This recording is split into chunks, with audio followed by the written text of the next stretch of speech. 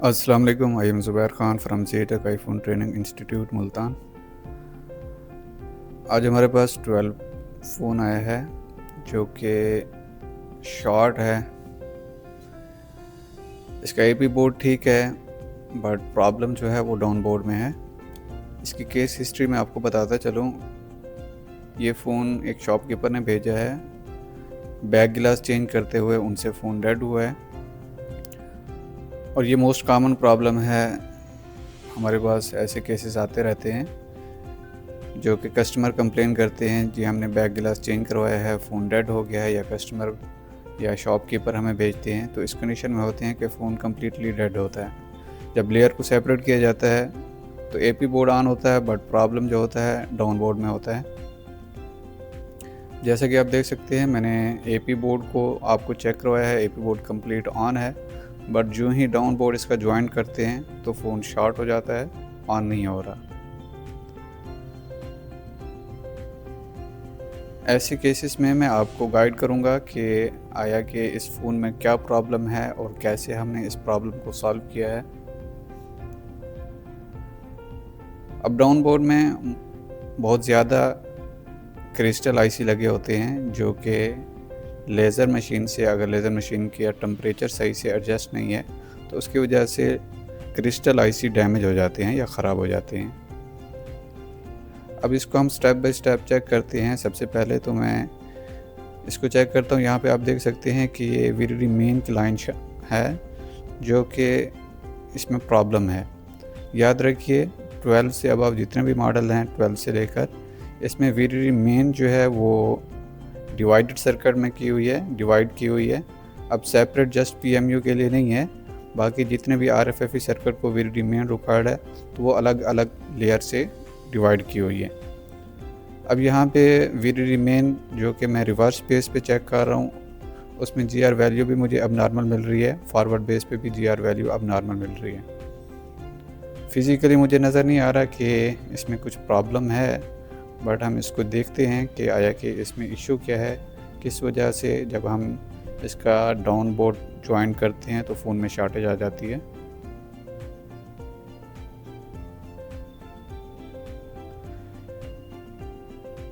काफ़ी सारी रीज़न हो सकती हैं डाउन बोर्ड में शॉर्टेज होने की वजह से, बट अभी एक सिंपल सा प्रॉब्लम है जो कि मैंने सोचा आप लोगों के साथ डिस्कस कर लूँ।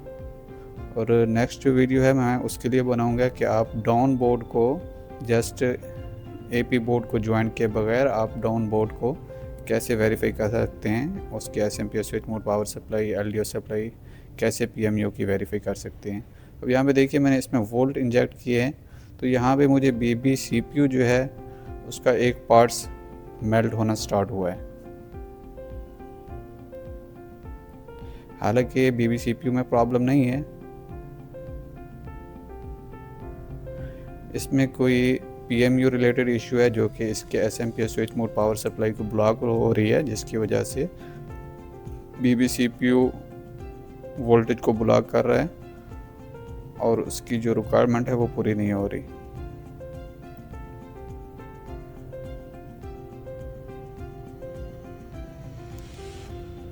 अब वीडीडी मेन मैंने आपको बताया है कि डिवाइड की हुई है। अगर आप किसी और जगह पे वीडीडी मेन चेक करेंगे तो वहाँ पे आपको जीआर वैल्यू भी ठीक मिलेगी। अगर वहाँ पे आप वोल्ट इंजेक्ट करते हैं तब भी कोई इशू नहीं होगा। बट ये जो वीडीडी मेन है वो स्पेसिफिक बीबी पीएमयू के लिए है, जो कि इसके सोर्स वोल्टेज होते हैं बीबी पीएमयू के लिए वीडीडी मेन, वीडीडी बूस्ट और एक PMU to BB PMU reset line. ये मैं आपको एक पूरा प्रोसेस बताऊंगा कि अगर आपने डाउन बोर्ड को, सिंगल डाउन बोर्ड को आपने वेरीफाई करना है, उसके output SMPS switch mode power supply को वेरीफाई करना है, एलडीओ सप्लाई को वेरीफाई करना है, तो आप कैसे चेक कर सकते हैं। ओके, यहाँ पे मैं एक दफ़ा फिर वोल्ट इंजेक्ट करता हूँ वीडीडी मेन के ऊपर। तो अब यहाँ पे देखिए एक SMPS switch mode power supply की बक सप्लाई है जो कि हीट अप हो रही है और साथ बीबी सीपीयू भी हीट अप हो रहा है, मेल्ट होना स्टार्ट हो गया है। स्कीमेटिक्स के थ्रू देखते हैं क्या आया कि ये कौन सी SMPS switch mode power supply है।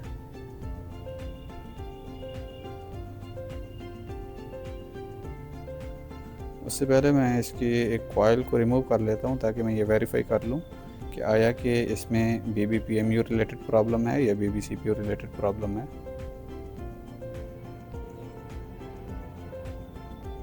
प्रिंसिपल सेम है, जैसा कि पावर प्रिंसिपल होता है सेम वही प्रिंसिपल इसमें भी यूज़ होता है, जो कि BBPMU है। BBPMU हमारा बक सप्लाई के थ्रू जो वोल्टेज जनरेट करके दे रहा है वो BBCPU को दे रहा है और मल्टीपल RFFE सर्किट को दे रहा है। सम टाइम ऐसा होता है कि BBPMU switch mode power supply बनाता है। यहाँ पे मैंने वेरीफाई करने के लिए चेक किया तो मुझे BBCPU वाली साइड ठीक है, प्रॉब्लम जो है वो BBPMU वाली साइड है। यहाँ पे इसकी एक सप्लाई है जो कि 0.75 वोल्टेज SMP स्विच में पावर सप्लाई है। ये BBPMU ब्लॉक कर रहा है जिसकी वजह से इसमें प्रॉब्लम है। और फिज़िकली मुझे नज़र भी आ रहा है कि इसका BBPMU जो है वो क्रैक है और वो लेज़र की वजह से हुआ है। ये मोस्ट कॉमन प्रॉब्लम आता है। हमने पहले भी ऐसे केसेस सॉल्व किए हैं जो कि बैक गिलास चेंज करते हुए लेज़र का टेम्परेचर हाई होने की वजह से या उसकी एडजस्टमेंट ठीक ना होने की वजह से जो कि क्रिस्टल आईसी होते हैं वो क्रैक हो जाते हैं या डैमेज हो जाते हैं।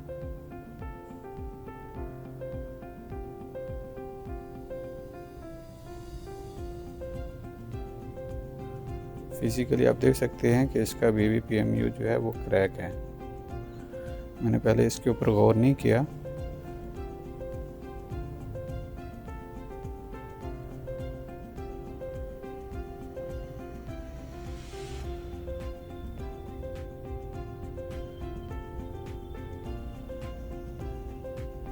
ओके, BBPMU हमने रिमूव कर लिया है और ये वाज़ेह तौर पे नज़र भी आ रहा है कि ये इसका BBPMU जो है वो क्रैक है और ये लेज़र की वजह से होता है।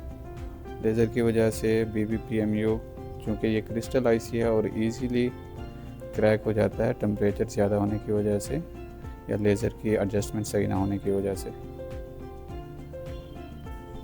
तो बहरहाल हम इस प्रॉब्लम को सॉल्व करते हैं। ये एक सिंपल सा प्रॉब्लम था जो कि BBPMU रिलेटेड था और ऐसे केसेस में कुछ लोग क्या करते हैं कि डाउन बोर्ड को चेंज कर देते हैं, प्रॉब्लम को डायग्नोस नहीं करते।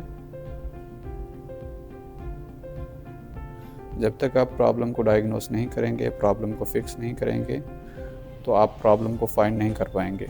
कोशिश किया करें कि प्रॉब्लम को फिक्स करने की कोशिश करें, प्रॉब्लम को फाइंड करें कि आया कि किस सर्किट रिलेटेड प्रॉब्लम है।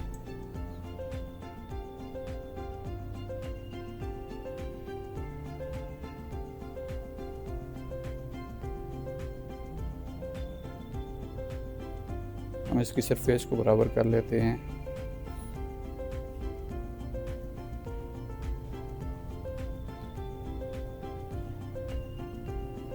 मेरे पास काफ़ी सारी वीडियोस पड़ी होती हैं बट टाइम ना होने की वजह से अपलोड नहीं कर पाता। अब भी स्टूडेंट नहीं है, बैच क्लोज़ है, इस वजह से टाइम मिला है। मैंने कहा एक वीडियो आपके सामने बना के शेयर कर देता हूँ।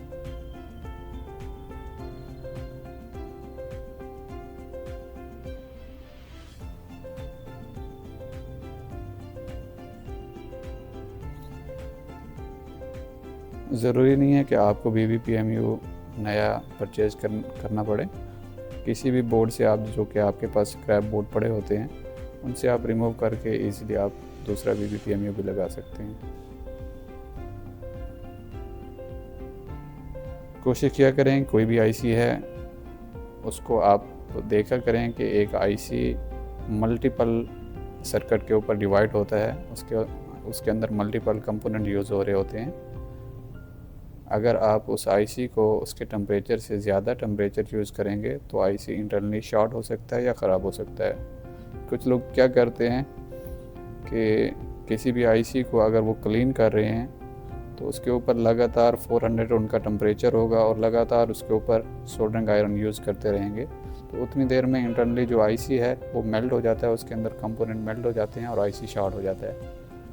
हमेशा याद रखें जितना आईसी को टेम्परेचर रिक्वायर्ड है आप उतना ही टेम्परेचर यूज़ करें, आईसी कभी भी ख़राब नहीं होगा।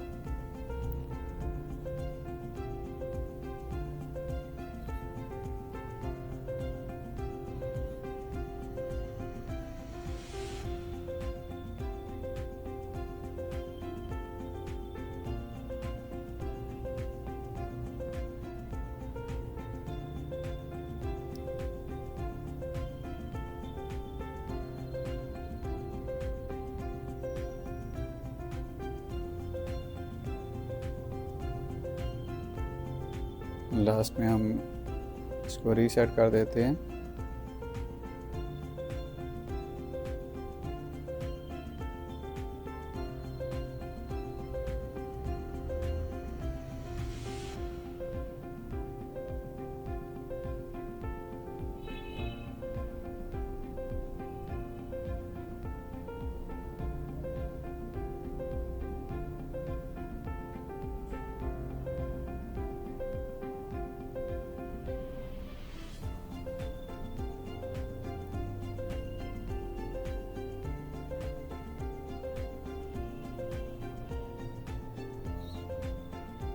आईसी को हम दोबारा अपनी पोजीशन पे लगा देते हैं। जब तक बोर्ड की सरफेस क्लीन नहीं होगी तो आईसी अपनी पोजीशन पे बैठेगा नहीं। हमेशा कोशिश करें कि बोर्ड के नीचे जो ट्रैक हैं उनकी सरफेस को हमेशा क्लीन किया करें, स्पेशली जो कॉर्नर हैं उनको आप क्लीन किया करें। लास्ट में आईसी को रीसेट कर देते हैं और साथ में इसकी कॉइल भी लगा देते हैं।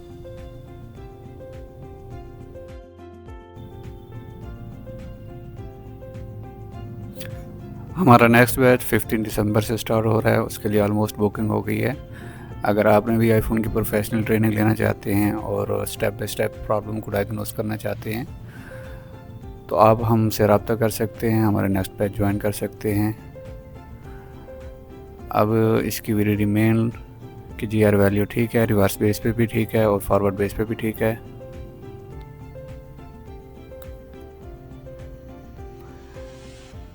इसको एक दफ़ा आई सॉकेट में लगा के मैं वेरीफाई करा देता हूँ आपको कि प्रॉब्लम हमारा सॉल्व हो चुका है।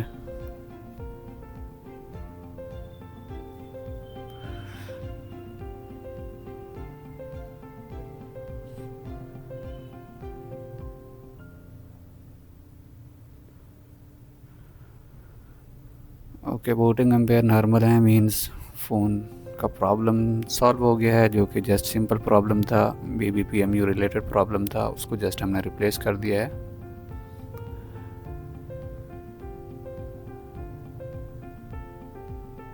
Thank you very much for watching. मैं कोशिश करता रहूँगा कि डेली बेस पे आपके साथ कोई ना कोई वीडियो शेयर करता रहूँ। आईफोन की प्रोफेशनल ट्रेनिंग के लिए CTech iPhone training centre Multan visit कर सकते हैं।